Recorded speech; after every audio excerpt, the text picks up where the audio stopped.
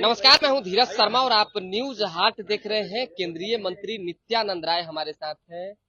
आज आप पटना पहुंचे हैं, बैठक भी चली। हरियाणा में जो रिजल्ट आया है उसको लेकर क्या कहें? वही परिणाम आए हैं जो परिणाम आने थे। माननीय प्रधानमंत्री आदरणीय नरेंद्र मोदी जी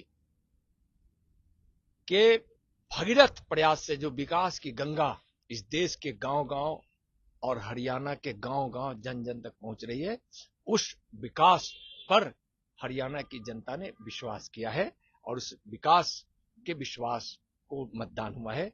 माननीय प्रधानमंत्री जी के सक्षम नेतृत्व दिन रात देशवासियों के लिए, गरीबों के लिए, किसानों के लिए, मजदूरों के लिए, युवाओं के लिए, माताओं बहनों के लिए जो काम करने और उनके जीवन में खुशियां लाने का जो उनका प्रयास होता है, उसका परिणाम है हरियाणा में प्रचंड बहुमत से भाजपा की सरकार बनना।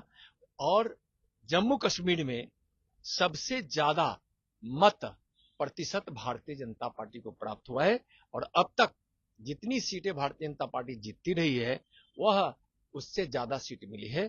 उसमें माननीय प्रधानमंत्री जी के द्वारा जम्मू कश्मीर में जो लोगों के लिए किया गया है, विकास के लिए, रोजगार के लिए, सबके लिए, उसका परिणाम है। और इतना बढ़िया जनता ने विश्वास माननीय मोदी जी के नेतृत्व पे जताया है, भारतीय जनता पार्टी के कार्यकर्ताओं का प्रयास और दोनों हरियाणा और जम्मू कश्मीर की जनता का मोदी जी पर विश्वास। भारतीय जनता पार्टी जब शुरू हुआ उस समय कांग्रेस आगे थी, रुझानों में बढ़ोतरी हो रहा था। जब कांग्रेस पीछे गई तो कह रही काउंटिंग आप लोगों ने शुरू करवा? नहीं, कुछ नहीं, ऐसा नहीं है। कुछ ऐसे मतदान केंद्र खुले होंगे जहां उनके मत की संख्या ज्यादा होगी, इसलिए ऐसा आया, लेकिन ऐसा कुछ नहीं था। सब लोग का अनुमान था कि नहीं, भारतीय जनता पार्टी के पक्ष में जाएगा। और कांग्रेस जो भी आरोप लगाती है वही आरोप लगाती है जिस आरोप के आधार पर हमेशा उसको कुछ न कुछ दुष्परिणाम मिलता ही है।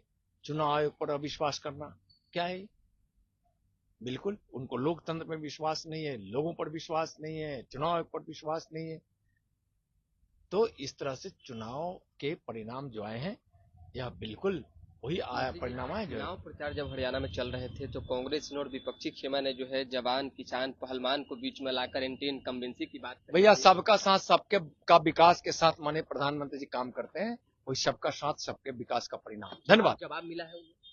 जवाब जनता दे दी ना, मिला ही जवाब, जनता के द्वारा मिल गए।